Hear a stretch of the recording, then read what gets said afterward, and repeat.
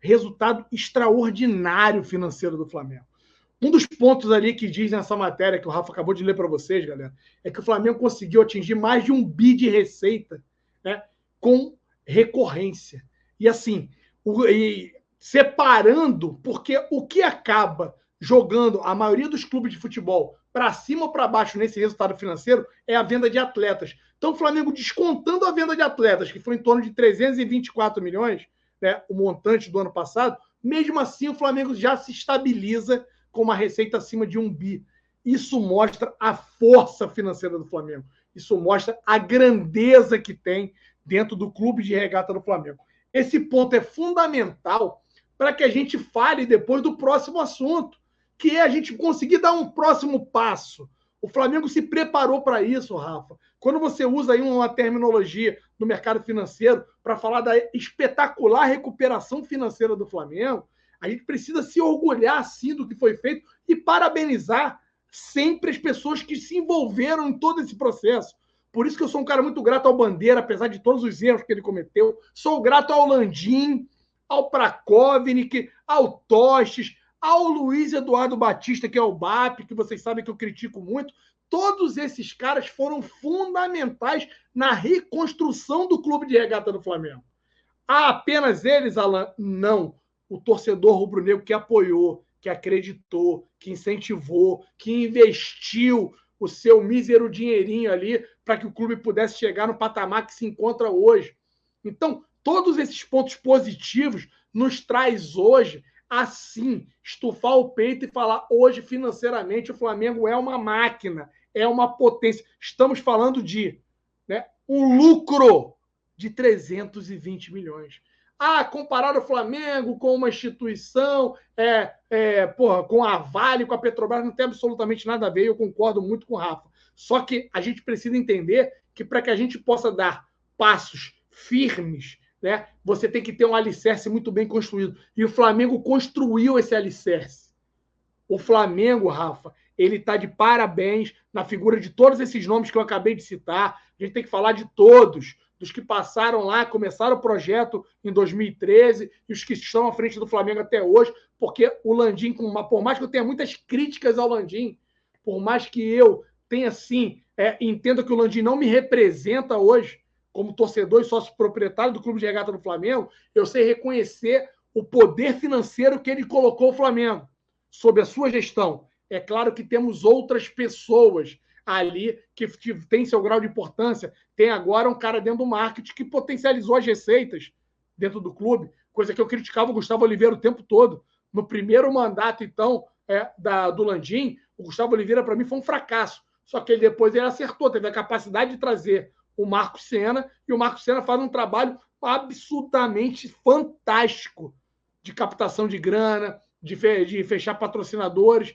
Então, todos esses pontos positivos construíram essa potência que tem. Rafa, quanto é que está a dívida do Flamengo hoje? Teve um inscrito que perguntou. Eu não consigo te precisar, mas eu estimo que essa dívida esteja na casa de 280 milhões. E aí a gente está falando que a gente já consegue ter um superávit superior à dívida. O que poderia fazer, se o Flamengo quisesse, acabar quitando 100% dessa dívida. Só que isso não é necessário e não será feito, porque 80%, 85% da dívida que o Flamengo tem, ela está devidamente parcelada via Profut, com juros baixíssimos. Então não faz sentido você se descapitalizar, você pegar o dinheiro do caixa para quitar algo que está equacionado. Então, o Flamengo pode, sim, dar um passo sólido para a construção do estádio, para a aquisição do terreno. Esse é um próximo tema também que a gente vai tratar com vocês aqui. A gente precisa parabenizar, Rafael. E como rubro-negro, nós temos, sim, que nos orgulhar do que o Flamengo construiu financeiramente. É um resultado sólido. É um resultado que apresenta consistência. Se nós pegarmos a evolução financeira que o Flamengo vem apresentando, é algo para se, né, orgulhar e parabenizar a cada segundo, a cada momento, Rafinha.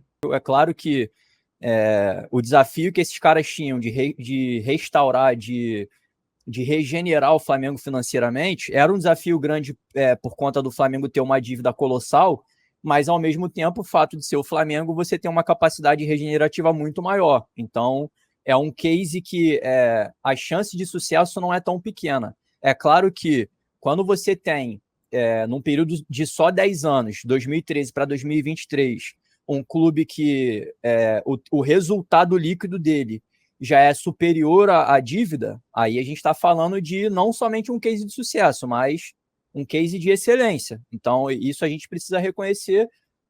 E o Flamengo hoje, quando a gente pega até os patrocínios do Flamengo, e claro, isso acontece também por ser o Flamengo, então assim, até essa negociação na hora de encontrar um parceiro, ela também é facilitada quando você chega lá e a minuta do contrato tem o escudo do Flamengo. Mas a camisa do Flamengo hoje, ela tem o maior patrocínio do Brasil. A gente estava até brincando aqui que se o terreno da Caixa ali para a construção do estádio fosse 250 milhões, que é o que o Flamengo meio que precificou ali, né? Fez a própria precificação, a camisa já seria suficiente para pagar o terreno. Ou seja, a gente literalmente pagaria o terreno com a camisa. Tiveram também outros trend topics aí na época em que o Flamengo assinou com a Pixbet, que a omoplata do Flamengo hoje é o patrocínio master de outros clubes, né? A omoplata do Flamengo hoje é do BRB. O BRB paga 26 milhões para o Flamengo por ano na omoplata. Isso é o patrocínio master da maioria dos clubes no Brasil. Então, assim, tudo isso faz com que o Flamengo seja muito superavitário. E aí, você fez uma pergunta, Rafa, uma pergunta importante, cara, até para poder desmistificar uma organização sem fins lucrativos. Uma organização sem fins lucrativos não significa que ela precisa ter déficit, que ela precisa ter prejuízo, não é isso. Significa que ela não pode pegar esse lucro e partilhar entre a sociedade ali, entre os sócios. Você não pode fazer isso.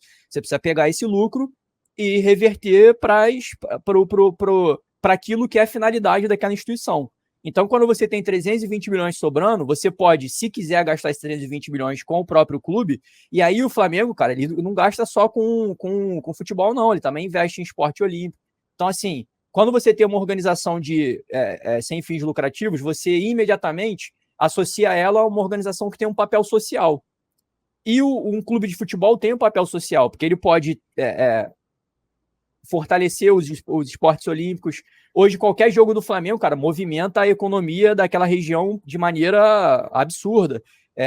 Dentro desse lucro do Flamengo tem a venda de bebida e de alimento, e isso também movimenta a economia. Então, assim, não tem nenhum malefício, né, em uma empresa sem fins lucrativos lucrar, e não é crime nenhum também. O que você não pode fazer é dividir entre os associados, diferentemente de uma SAF. É aí que mora a tal da polêmica da SAF que a gente tanto fala. Quando você tem uma SAF, quando você tem uma sociedade dentro do futebol, essa sociedade pode pegar esses lucros e se pagar ali. Ele pode absorver aquele lucro ali, não precisa necessariamente investir no futebol ou em qualquer outra área do clube, na sede social, ele pode pegar o lucro para ele. E aí vamos supor que a gente tivesse vendido 30% da SAF, que é o número que a gente tem sempre escutado aí. Desses 320 milhões aí, 10% é 32, então 90 milhões ali aproximadamente, o sócio ele teria direito de pegar para ele ali, enfim. Então, assim, o que o Flamengo tem que fazer e tem feito, Rafa, é investir no próprio elenco. A gente tem feito isso.